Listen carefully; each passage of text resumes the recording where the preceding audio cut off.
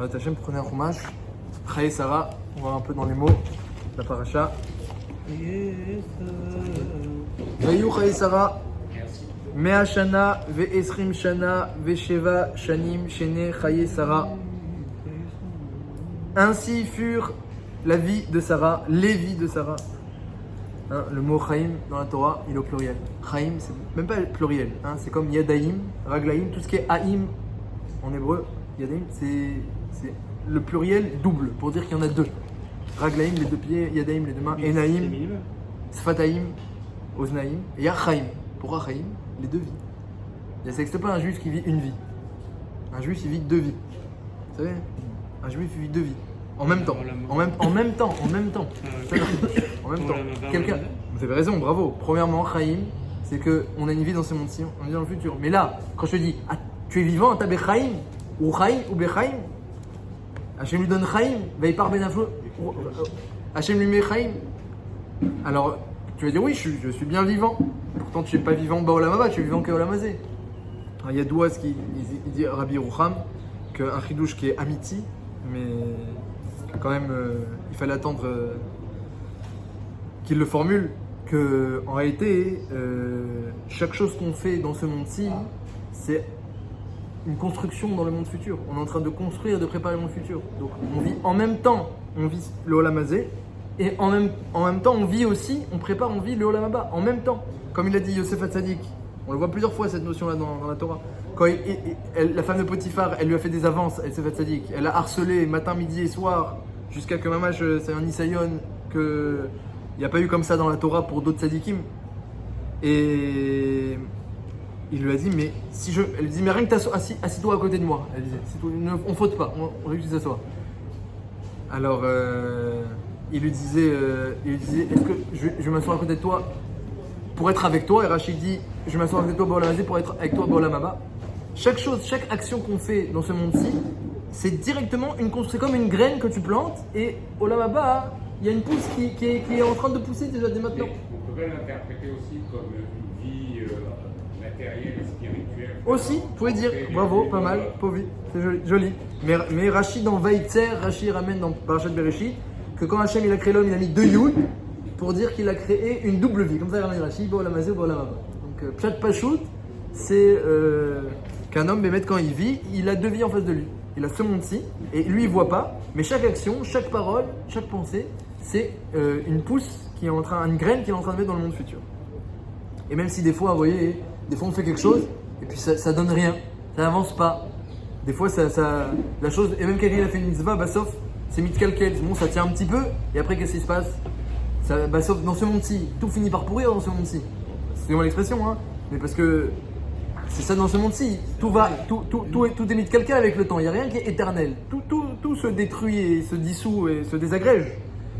Eh bien, en réalité, c'est pas du tout contradictoire avec la notion que chaque chose qu'on fait, c'est en train de faire pousser une tige ou un arbre dans le monde futur. Puisque regardez, la graine, c'est en pourrissant sous la terre que la tige elle sort et que ensuite elle peut fleurir. Donc c'est exactement. Rav Yerucham, il développe ça bien. Il dit pourquoi quand quelqu'un il est vivant, comme Sarah qu'on appelle Chaye Sarah, qu'il est vivant, on l'appelle Chaim avec un terme qui est pluriel, Chaim qui veut dire deux vies. Ben pour dire que chaque chose que tu fais dans ce monde-ci, qui se maintienne ou non, hein, des fois c'est une pensée, elle vient, elle s'en va. Mais c'est une bonne pensée, Baruch Hashem. Hein, sache que cette pensée qui est venue et qui est partie, même si toi tu y penses plus et que maintenant elle a disparu complètement, elle a pourri entre guillemets, et ben c'est une graine qui est en train de pousser dans le monde futur. Et quand un homme il va dans le monde futur, il va y avoir un jardin magnifique avec des plantes, des fleurs, des arbres fruitiers, etc. Un mamash, un Gan Eden. On va dire c'est toi qui as fait pousser tout ça. Voilà, telle pensée, telle mitzvah, telle bonne action, telle tzedaka, telle étude de Torah. Et là, et là il va y avoir un arbre immense. Là, tu as été mis de gaber, tu t'es renforcé pour pas fauter. Quand un homme il est mis de gaber, il se renforce alors qu'il aurait pu fauter, il ne faute pas. C'est un stront immense. Chaque chose qu'on fait, ça a un double impact. Un impact dans ce monde-ci et un impact dans le monde futur. Il faut le savoir. Donc c'est pour ça que la vie de Sarah s'appelle en fait les vies de Sarah. Les vies de Sarah furent de 127 ans. 100 ans, 20 ans et 7 ans. Vatamot Sarah Bekirat Arba Hebron, Be'eretz Kenan, Vavo Avram, Lispot, les Sarah Velivkota. Sarah et Nifteret à Kiryat Arba, l'endroit où il y a les Arba Zougim. Il y avait aussi l'Arba Nakim, l'Arba Zougim. Et il y avait Amarat Amarpela a été enterré à l'endroit où il y aura Avram et Sarah, Yitzhak et Rivka, Yaakov et Léa. Et il y a aussi Adam et Chava. Et il va y avoir Avram Lispod, les Sarah et Livkota. Est venu Avraham, d'où il est venu, c'est marqué dans le Midrash, il est venu directement de la Kedat Yitzhak pour la pauvre, pour faire son oraison. Comme c'est marqué dans le Midrash. Lispod, les Sarah et Livkota pour faire son oraison et la pleurer. Et la Gemara elle dit que lorsque Chas Shalom, il y a quelqu'un qui décède, alors d'abord on pleure et ensuite on fait l'oraison. 3 jours de pleurs, 7 jours d'oraison. Mais il y a un ordre.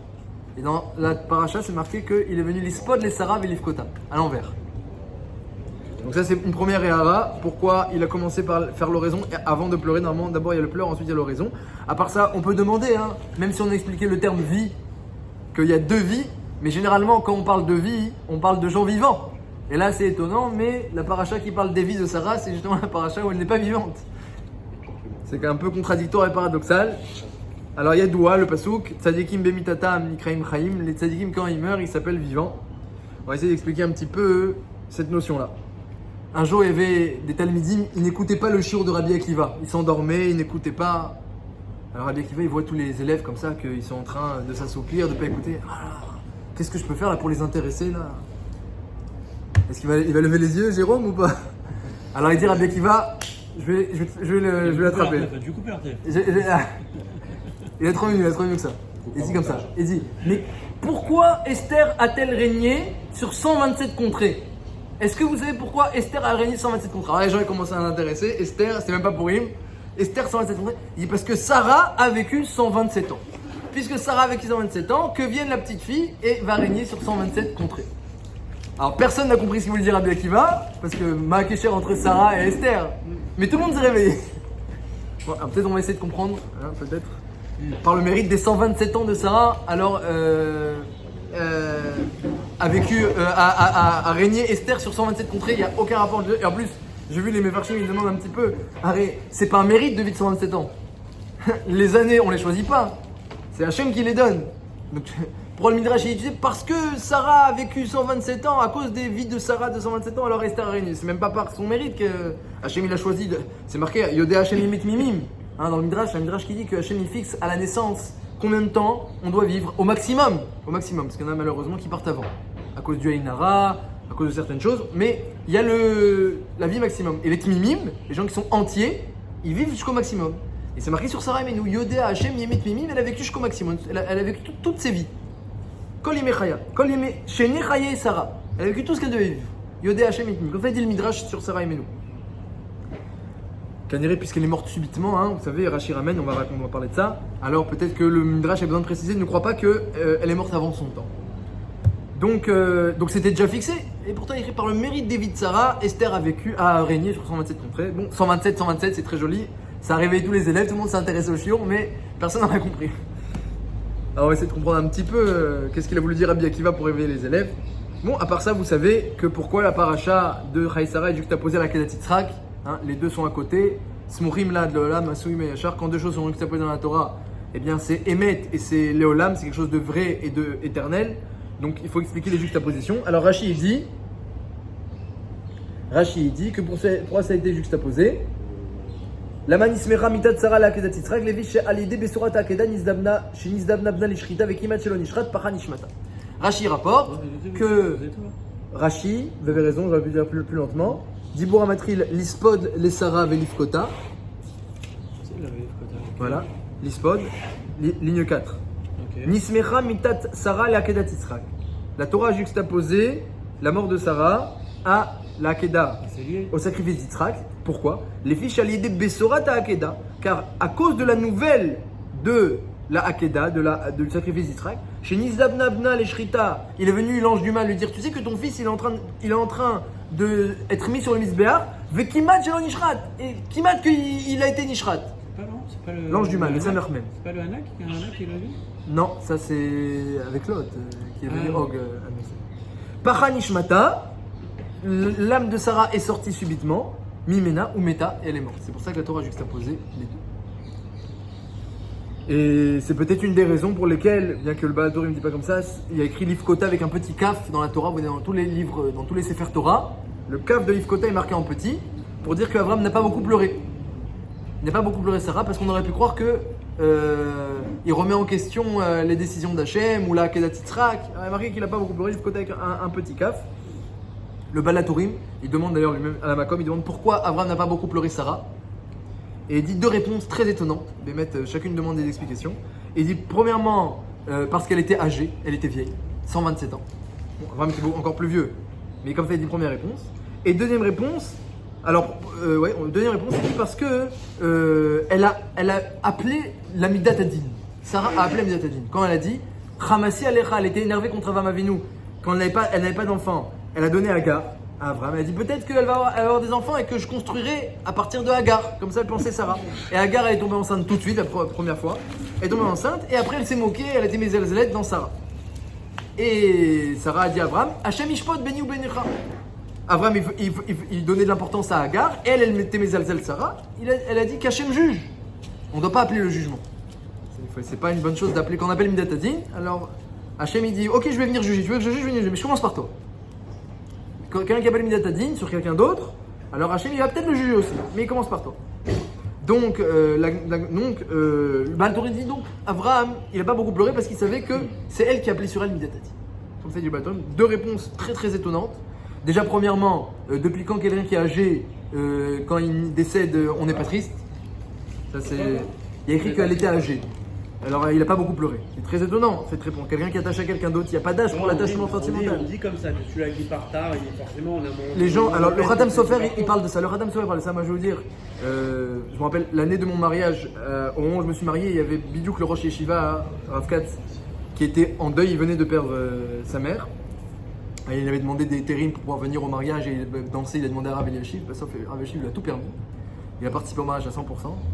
Et comme s'il n'était pas en deuil, il venait de perdre la Harona. Et les gens, sa mère avait 100 ans à Rav Katz. C'est une grande sadique de la mère de Rav Katz. Des sipourim extraordinaires, j'ai entendu sur elle.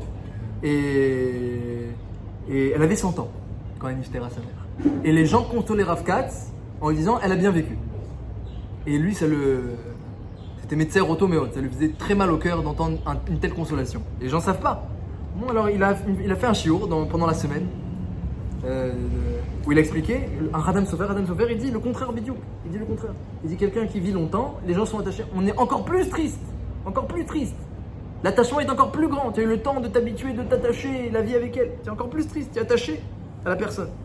Donc là, c'est pas quelque chose qui m'aime. Les gens qui sont de loin et ils sont pas concernés, alors ils disent bah, s'il est jeune, ça fait mal au cœur, il est jeune. Et s'il est vieux, bon, il a bien vécu. Mais les gens qui sont proches, il n'y a pas ce clan là, comme ça dit le Khatam Sofer. Donc là, c'est étonnant ce que dit le Balatourim, d'après l'explication du Khatam Sofer, parce qu'elle a vécu 127 ans, alors elle va pas être triste. Elle va pas beaucoup pleurer. C'est une chaîne. À part ça, donc maintenant, comprendre qu'est-ce qui s'est passé. L'ange du mal a essayé d'empêcher la Kedat Yitzhak. Il a vu le Midrash dans le pire des Rabbi Eliezer qui pouvait pas. Il a dit, moi, allez, je vais tuer Sarah. Si j'arrive pas déjà à empêcher la Kedat Yitzhak, alors je vais aller tuer Sarah. Il est parti la tuer. C'est quoi l'ange du mal? C'est pas son travail. Il est pas censé tuer les gens comme bon lui semble.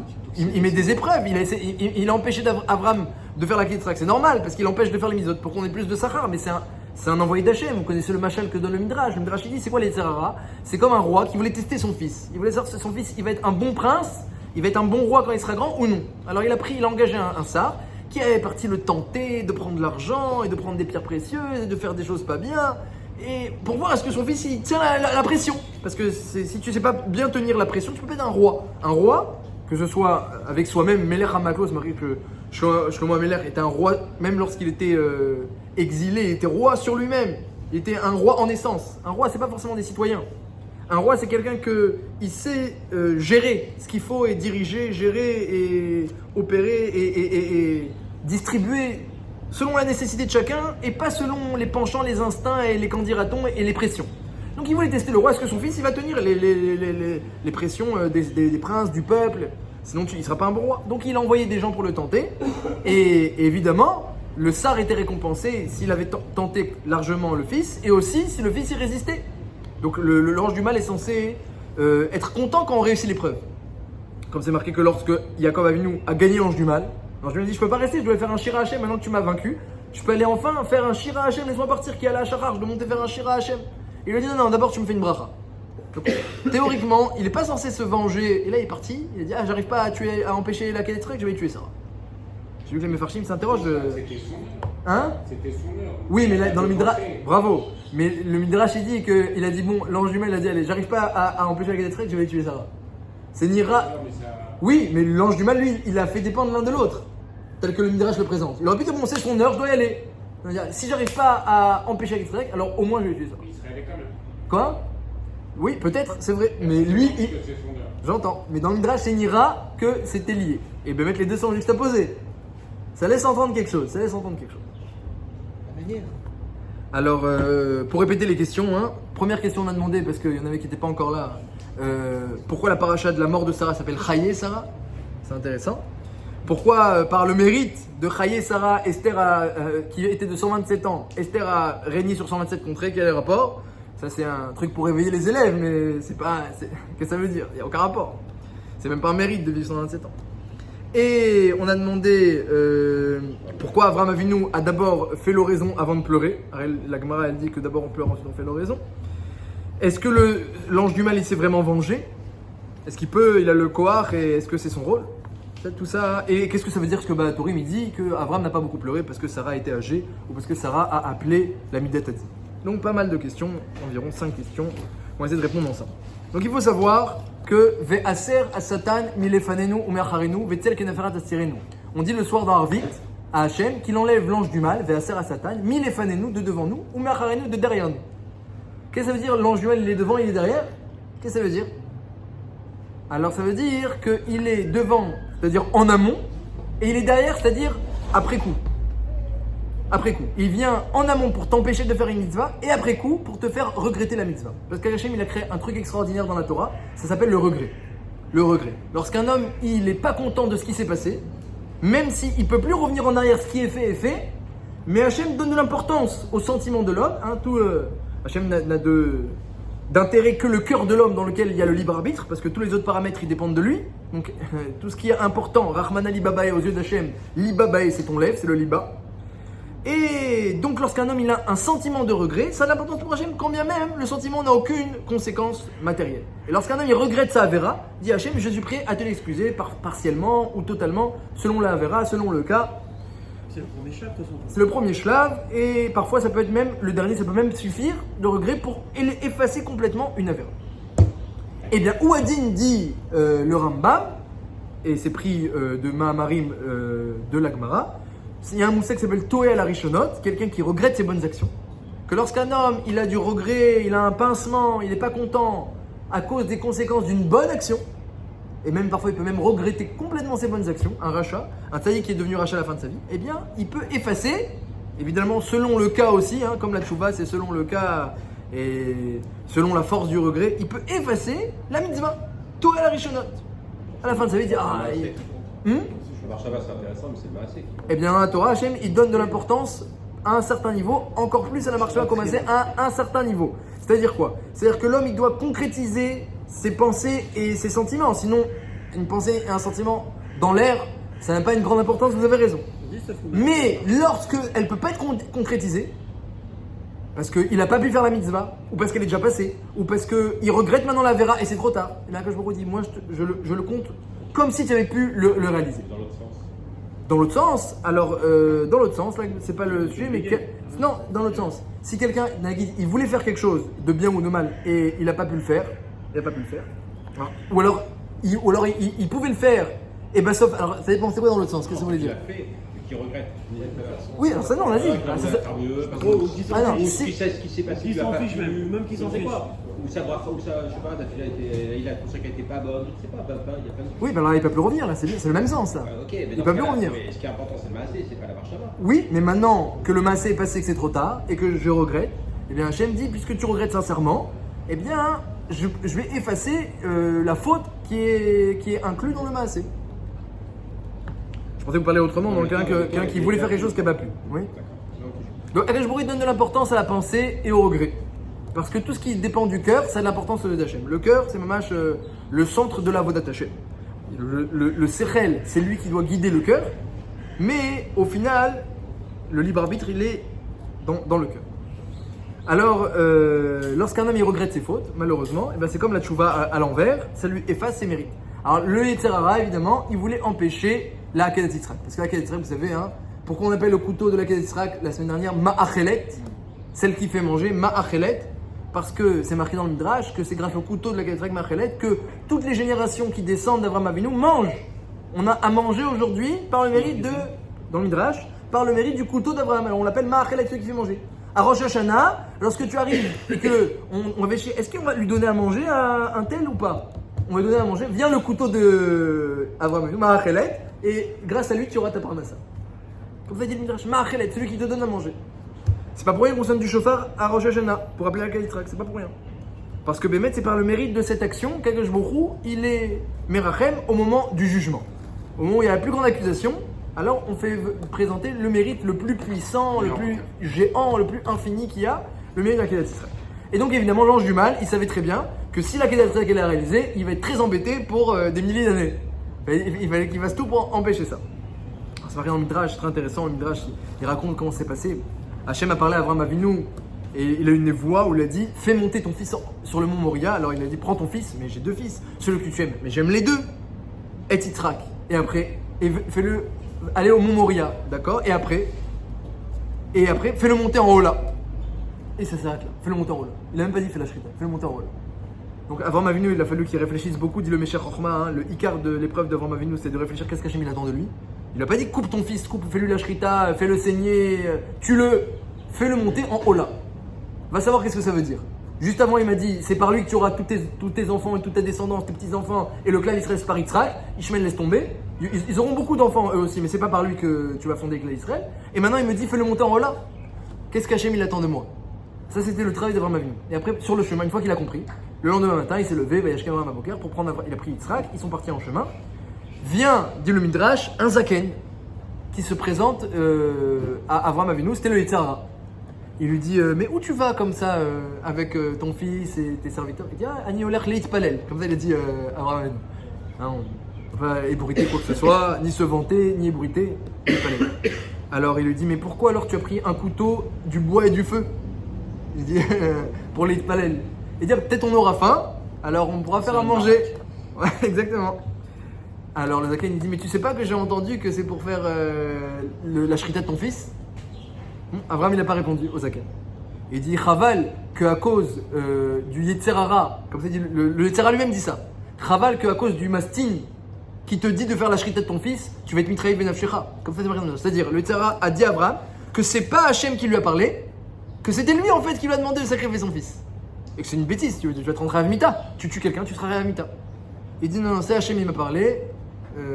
Almenatken, dis ce que tu veux, moi je fais ce que je dois faire. Bon, le Midrash continue que le Yetzer Hara est venu voir, ensuite il s'est présenté en Bachour, en jeune homme. Et est venu voir Yitzhak. Vous connaissez ce Midrash ou pas? Vous l'avez dans le Mamloise? Et il lui dit où tu vas? Où tu vas Yitzhak? Il a dit l'ilmod Torah, je vais étudier. Hein? Un jeune enfant, un jeune homme, bon il a 36 ans, un jeune homme, je vais étudier. Tu vas étudier, mais tu vas étudier après que tu meurs ou avant que tu meurs? Comme il dit, il dit mais on peut pas étudier après la mort. Il dit alors toi non plus tu pourras pas étudier. Tu sais pas que tu vas à ta mort là? Comme il a dit Yitzhak. Alors il dit Chaval, tout ce que ta mère elle a jeûné toute sa vie pour avoir un enfant. Comme il dit ta mère elle a jeûné toute sa vie pour avoir un enfant. Et bah sauf à lui et à cause de ton père qui est devenu vieux et qui maintenant est devenu fou parce qu'il a vieilli. Il a Alzheimer comme ça, et ton père est devenu fou. Alors à cause de ça, tu vas être mafsid, tout ce que ta mère elle a fait des efforts pour toi. Il a dit j'écoute Hachem et j'écoute mon père, je leur fais confiance. Comme ça il a dit. Après le Yetzer Hara il a vu qu'il pouvait pas, il a dit bon mais tu sais tout ce que ta mère elle te prépare comme par Géziot. Il y a plusieurs mefarshim là-bas. Qu'est-ce que ça veut dire le mot? C'est pas très clair par Géziot, mais est-ce que tout ce qu'elle te prépare pour ton futur mariage? Pour ton futur mariage, elle coule les draps, les corbeilles, bravo, les tarchitim, Chaval, parce que tout ça, ça va être donné à Ishmael finalement, hein, il n'y aura plus personne. Alors là, ça lui a fait mal au cœur, et Yitzhak, qu'on donne tout à Ishmael, tout le temps il le détestait, il lui tirait des flèches, tout, il avait mal. Alors il a dit papa, où est le C à ce moment-là? Hachem, Elohim Irelo. Hachem il va nous dire, le Midrash il dit, Abraham il a dit à son fils, Hachem dans le ciel, il a beaucoup plus de pargésiotes que ce que ta mère elle peut te préparer. Donc Tiraga. Et les deux ils sont partis, il a renforcé son fils. Et le Rouge Nemiardab, ils sont partis ensemble contents pour la quête. Il a vu qu'il ne peut pas ni toucher Avram, ni toucher Yitzhak. Il s'est mis en fleuve. En fleuve devant Avram et Yitzhak. Alors pour tout ça c'est Ve'aser Satan Milefenenu, c'est l'ange du mal qui est devant nous. Que nous il n'est pas autant devant nous parce que bon Rachel si Hachem nous compliquait les mitzvot comme ça, alors on n'en ferait pas beaucoup. Mais pour Abraham et Yitzhak qui devaient maintenant réaliser la mitzvah du siècle, pour pas dire du millénaire, pour pas dire de l'humanité, alors il fallait me mettre, il y a du mérite. Donc, et Abraham il savait très bien. Il savait très bien. Il a vu le fleuve, il n'a pas pris Hachem enlève le fleuve. Il est rentré dans le fleuve. Abraham il savait que une mitzvah, ça se paye. Une fois j'avais demandé à Rav Steinbourg, je ne sais pas si vous connaissez Rav Steinbourg, le dirigeant du Badatz. Alors son fils, qui est aussi âgé, eh bien, il était dans Rav dans la yeshiva où j'étais, et une fois j'ai entendu qu'il parlait, c'était à Parashat Chayei Sarah, la grandeur d'Abraham. Il y a beaucoup de gens qui se demandent c'est quoi la grandeur. Il y a beaucoup de gens qui seraient prêts à sacrifier leurs enfants. Alors, c'est quoi la grandeur d'Abraham? Rav Steinbourg, il disait la grandeur d'Abraham, c'est pas d'avoir juste écouté l'ordre d'Hachem. Hachem, il a dit, il a fait. C'est la manière dont il a fait. Abraham, il a tout fait, Belef Shalem, avec Nehemanout, sans aucune arrière-pensée, alors qu'il avait des promesses inverses. Et il a trouvé lui-même ce qu'Hachem voulait dire par l'ordre de la Hakeda, alors que l'ordre il n'était pas très clair. Fais monter ton fils en Ola, c'était pas très clair. Il a compris que c'était à Kavana de faire la Shrita. Abraham, il a compris lui-même l'ordre d'Hachem. Et il l'a fait de façon entière et il a repoussé les tzara à chaque obstacle qu'il mettait devant lui. Ça, c'est la grandeur d'Abraham Avinu. C'est pas seulement juste Hachem, il a dit je fais. Ça, beaucoup sont capables d'écouter l'ordre d'Hachem. Mais le faire avec autant de shlemut, de perfection, ça, c'est ce qui nous permet de gagner le jugement chaque année. Alors, Abraham il voit le fleuve, il rentre dans le fleuve. Pourquoi il y a un fleuve? C'est pas pour rentrer dedans. Il rentre avec Yitzhak, avec les affaires, il rentre dans le fleuve. Jusqu'à que l'eau l'arrivée au cou, il a dit à Hachem, si je me noie, si Yitzhak il se noie, qui c'est qui va unifier ton nom sur terre? Qui c'est qui va montrer l'unité de ton nom? Et là, le fleuve, il s'est ouvert. Immédiatement, il s'est desséché complètement. Et il a pu passer. Hein, l'unité du nom d'Hachem, c'est quoi? L'unité du nom d'Hachem, c'est que si tu étais à l'époque d'Avraham Avinu, ouais, et qu'on te dit, tu sais, ce Rav, parce que toi, imagine, tu as un Talmud, tu sais, ce Rav Avraham, eh bien, il est en train de prendre un couteau et d'aller, heureusement que ça ne s'est pas ébruité au départ, il est en train de prendre un couteau et d'aller tuer son fils. Qu'est-ce que tu aurais dit? Quand même, c'est grave, le sacrifice humain, c'est pas bien. Et pourquoi et comment? Et c'est pas normal. Et toute sa vie, il s'est battu contre le sacrifice humain. Et t'aurais eu plein d'arrière-pensées. Et aujourd'hui, t'arrives à Rosh Hashanah, tu sonnes du chauffard. T'es le premier à sonner du chauffard pour dire Akeda, Akeda, rappelle-toi de l'Akeda. Comment c'est possible que la réaction que t'aurais eue à l'époque, aujourd'hui, elle est complètement inversée? Tu viens et t'es le premier à vouloir rappeler Akeda Tisrak. Ça, c'est l'unité du nom d'Hachem. C'est que à une certaine époque, tu réfléchis d'une certaine manière. À une autre époque, tu réfléchis complètement différemment. Mais Hachem il voit dans son unité, et c'est ce qu'Abraham savait. Il va sortir de là, le Yichud d'Hachem. Tu verras que les épreuves de l'époque et la mise à Tadine de l'époque, c'est le chesed de demain. C'est le chesed de demain. Parce qu'il l'a fait, il l'a pas fait quand même. C'est ça, on Il connaît l'a pas pas le fait. film. C'est-à-dire nous on parle Bediavad, il l'a pas fait, ça se finit bien, donc forcément on garde que le mérite et que le. Oui, même s'il l'avait fait, on aurait quand même. Déjà, sans Yitzhak, on aurait un peu. Il y a beaucoup de juifs. connais la fin du film. Il y a beaucoup de juifs qui se sont sacrifiés pour le nom d'Hachem. On les rappelle, les Asara ou Gemalrout. On les rappelle chaque année. Il ne s'agit pas d'un père qui sacrifie. Oui, bon, mais ça veut dire. Moi, c'est à notre échelle, mais quand même, tu te jettes au feu. Je sais pas. Alcool Panim, tout ça pour dire qu'il a dit à Abraham Avinu, je vais unifier ton nom, et le fleuve il s'est complètement desséché, c'était le Yitzhara. Donc Yitzhara il a dit bon j'arrive pas avec Abraham, avec Yitzhak, j'arrive pas du tout, même le fleuve ça n'a pas marché, et je vais m'occuper de Sarah. Et il est parti, et il lui a dit tu sais que ton fils on est en train de faire la shrita, paf, comme ça on l'a laissé respirer une seule seconde, et c'est marqué que par Hanishmata son âme elle est sortie comme ça à cause de la nouvelle, elle s'attendait pas. Raphaël Choulevitz il dit que Béhémet, c'est la réaction normale quand on annonce une nouvelle dure comme ça rapidement. C'est la réaction normale. Même Hachem, lorsqu'il a dit à Abraham, il a dit prends ton fils. Mais j'en ai deux. Celui que tu aimes, j'aime les deux. Ton unique, mais les deux sont uniques de leur mère. Et va au Aaron, Yitzhak. Et va au Moria. Et pourquoi faire? Pour le faire monter en haut là. Et il a pris Hachem le temps d'annoncer à Abraham Avinu eh bien, ce qu'il attendait de lui. Et c'est pour ça que eh bien, Abraham Avinu il a pu supporter le coup. Mais Sarah n'a pas eu ce son. Sarah Trou l'a fait. Et voilà, il l'a fait par un coup. Abraham il a eu la nouvelle par un coup, dit Raphaël Choulevitz. Sarah, elle a pas eu. Elle a pas eu. Elle a eu directement et c'est ça qui lui a fait perdre sa neshama. Alors il faut savoir, on va expliquer un petit peu, on va essayer de répondre aux questions avec ça. Il faut savoir un grand principe, que bon, le Tzara, donc il se place devant nous. C'est pour nous empêcher. Il avait pas dit qu'il détestait Ishmaël. Au moment où il l'a renvoyé, il le détestait à cause de ses actions. C'est vrai, il l'a détesté à cause de ses actions. Mais quand même, ça reste son fils, donc il l'aimait aussi comme son fils. Il l'aimait aussi. J'entends. Bonne question. Alors, Al Kol Panim,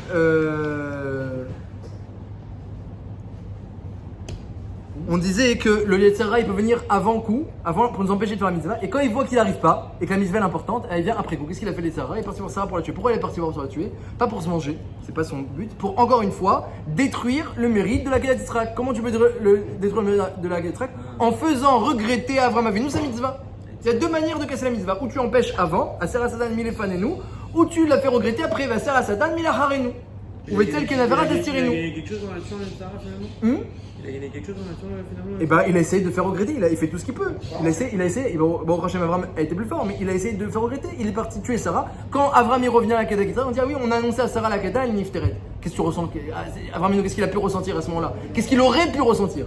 Parce qu'il a ressenti. Mais qu'est-ce qu'il aurait pu ressentir? Du regret, être déçu, et pourquoi je ne l'ai pas dit? Et pourquoi j'ai fait la mitzvah de cette manière-là? Et finalement, est-ce que j'aurais pas dû. Mais t'as regretté une mitzvah, seulement tu l'as fait, est-ce que ça a un problème? Eh bah oui, le Rambam il ramène qu'on ne rappellera pas ce mérite au Lamaba à celui qui la regrette. Ah ouais, c'est comme la tchouva sur les Averot. Tu regrettes la Vera, tu regrettes la Nisa, c'est autre d'avar. Ah. Donc le Tzara. La pensée, c'est important. Bien sûr. Voilà ce qu'on a parlé au début du show, que le regret et le cœur, c'est une importance phénoménale. Lorsque l'action elle est à nous ça, on peut pas la réaliser. Eh bien Hachem prend le cœur et il s'en tient à ça. Et donc, eh bien, le Yetzirah essaie de provoquer des hirurim de regret chez Avram Avinu. Avram Avinu tout de suite, qu'est-ce qu'il pense? C'est ce que dit le Balatourim. Elle a bien vécu. Le Khatam Sofer il dit mais c'est pas du tout une consolation, elle a bien vécu. Quelqu'un qui tient à sa femme, imaginez Sarah Imenou. Comment Avram il devait tenir à Sarah Imenou? Il y avait un shlom bayit extraordinaire entre Avram et Sarah et il y avait une affection et elle était une grande sadéquette et lui aussi, et leur enfant de 100 ans. Ils tenaient beaucoup à elle. Ils venaient de commencer leur vie de parents. De jeunes parents, Mehmet. Et donc ils tenaient beaucoup à elle. Et qu'est-ce qu'ils pensent de elle a vécu 127 ans. C'est quoi? C'est qu'Avram Avinu, il fait, d'après le Balatourim, il fait une avoda pour ne pas qu'il y ait des mauvaises pensées qui viennent en lui. Il pourrait penser, je suis déçu de la Kedat Yitzhak, je regrette ce qui s'est passé. Elle a vécu 127 ans. Baruch Hashem. Deuxièmement, elle a appelé Midatadin. C'est normal que le Satan s'est présenté à elle. Elle a appelé Midatadin. Avram Avinu, d'après le Balatourim, il s'est dit tout de suite, elle a vécu 127 ans. Elle a appelé Midatadin. On dit, mais c'est pas vraiment des consolations. Et c'est même pas une faute. Arrête Sarah, elle a vécu 100 ans, 20 ans et 7 ans pour dire qu'elle n'avait ni de faute à 127 ans, ni de faute à 20 ans, ni de faute à 7 ans. Alors, pourquoi Avram dit, elle a appelé Midatadin? C'est que c'était pas une faute. Qu'Aniré, dans cette situation-là, contre Agar, et contre ce qui s'est passé, contre le zilzoul qu'il y a eu, c'était pas une faute, oui. Mais vraiment, il cherche comment on peut expliquer la situation sans arriver à regretter la Kedat Yitzhak. Elle a vécu 127 ans, Baruch Hashem, c'était son heure. Comme vous avez dit, Yemet Mimim, elle a vécu toute sa vie. Et elle a appelé Midatadin, donc le Satan est venu. Donc il s'est passé mais il n'a pas une arrière-pensée sur la Kedat Yitzhak. Donc il réussit son épreuve à Avram Avinu et ne regrette pas la Kedat Yitzhak. Midatadin, elle est intervenue pile à ce moment-là, elle aurait pu intervenir avant. C'est-à-dire La Midatadin, elle est intervenue pile après la Kedat Yitzhak. pour le faire regretter. Par rapport à Agar. Ah oui, voilà, le Tzara, il a gardé sa carte joker et il a intervenu. Elle aurait Ouais, pu il aurait ouvrir pu les avoir. comptes avant. C'est ça, ouais. Il a gardé son joker. Ou alors, Béhémet, il a intervenu avant les Tzara. Mais Avram Avinu s'est dit ça pour calmer l'arrière-pensée qui aurait pu venir. Que l'interprétation. Peut-être c'est une interprétation pour quelle arrière-pensée. On peut dire de deux manières. Aïkar que Avram Avinu n'a pas eu d'arrière-pensée. Alors ça, c'est un grand principe et on va finir avec ça, c'est très important. Je pense que ça répond à toutes les questions et c'est un yesod indispensable. Ce que dit le Midrash Rabbah dans Kohelet, Tzadikim Birshut Rechaim Birshut Libam Ve Tzadikim Libam Birshutam. Le Midrash il dit comme ça, que les Rechaim sont entre les mains de leur cœur. Hein? Les Rechaim ils ont du cœur, Hein? Kélev, c'est pas un grand sadique, Kélev, un chien. C'est pas un grand sadique. Kélev, c'est comme son cœur. C'est quoi, pour dire quoi? Tout ce qui passe par son cœur, il fait. Kélev. Quelqu'un qui fait, ah moi je fais ce que mon cœur me dicte. Bah oui, ça peut donner des catastrophes. Hein? Kélev, comme le cœur. Et ça, c'est les Rechaim. Ils sont Birshut Libam. Vayomer Aman Belibo. Aman s'est dit dans son cœur. Aman, il ne se dit pas quelque chose. Il se dit dans son cœur, il écoute ce que son cœur il a dit et il fait. Vayomer David El Libo, dit le Midrash. Et il ramène plein d'exemples dans la Torah. On voit sur Boaz, sur Ruth, sur David, sur les grands tzadikim qu'ils parlent à leur cœur. Vayomer El Libo. Les tzadikim, ils ne parlent pas en leur cœur. On n'écoute pas ce que le cœur il dit. On écoute ce qui est droit, ce qui est juste, ce qu'Hachem il attend de nous. Et ensuite, le cœur lui-même, il va aller dans le sens de ce que tu auras fixé. Hein, le cœur, il est très fort pour écouter l'intellect. Lorsque l'intellect, il a décidé quelque chose, le cœur, il suit. Mais lorsque l'intellect n'a rien décidé, le cœur, il peut tout décider lui-même. Et à ce moment-là, c'est une catastrophe. Et donc, dit la Gemara, dit le Midrash Rabbah, que Rechaim, Birshut, Libam, les régimes sont dans le domaine, ils sont entre les mains de leur cœur. Qui c'est qui décide chez les régimes? C'est le cœur. Alors que Tzadikim, Libam, Birshutam. Et il y a les Bénonim, dit Rava, c'est ceux que parfois leur cœur dirige, parfois eux ils dirigent. Bénonim, c'est Khatsi Khatsi. Et ça, je pense que dans notre génération, c'est une chose. Quand on croise quelqu'un, souvent les gens me disent comme ça, en Israël, Echata Margish, comment tu te sens? Ou en français, ça va, le moral est bon? Ça veut dire quoi? Comment tu te sens, le moral est bon? Qu'est-ce que ça veut dire? Ça veut dire comment va? Ça veut dire quoi? Comment va ton cœur? Comment va ton cœur? C'est lui qui décide comment ça va? Bah oui, apparemment, c'est le problème. C'est lui qui décide comment ça va. Si le cœur va bien, bah il va bien, et si le cœur va pas bien, et les gens ils disent moi j'ai pas le moral. Et il met Ahava, il met Sinaï, les jours où ça va, et les jours où ça va pas. Alors, qu'est-ce que tu dis? Je dis que tout ça, c'est un phénomène qui vient du fait qu'on se permet de se laisser diriger par son cœur. Non, mais. Si le cœur va bien, eh ben il va bien, et si le cœur va bien, alors que non, théoriquement c'est le contraire. L'homme il doit diriger son cœur. Vayomer El Libo, c'est lui qui doit lui dicter si ça va ou ça va pas. Les grands tzadikim, ils savent dicter. Avraham Avinu il a dit, si je pleure beaucoup, ça va être Nira que je regrette la Akedat Yitzhak. Il est venu, il n'a pas pleuré, il dirige son cœur. Il est venu, il n'a pas pleuré, alors qu'il pourrait pleurer. Il n'a pas laissé son cœur se remplir d'émotions et de tristesse. Il a pu dépenser pour être Matzdik le digne pour expliquer la situation et le jugement d'Hachem. Des pensées positives. Il est venu l'Ispot Sarah d'abord. En premier, il a fait l'oraison, il a inversé l'ordre. Et ensuite, dans l'oraison, quand il a parlé combien il était de Tzadéket et des Midot Tovot, là, il a pleuré un petit peu pour montrer qu'il ne pleure pas à cause de la guerre. Il pleure à cause des Midot Tovot qu'il a mentionné dans l'oraison. Donc, il a inversé l'ordre. Je ne pleure pas à cause de la guerre, Yitzhak. Je pleure à cause de l'oraison. Les spots, les Sarah et l'Ifkota. Il inverse l'ordre de la Gemara. D'abord, Dans ce cas-là, on a pu garder le cap droit.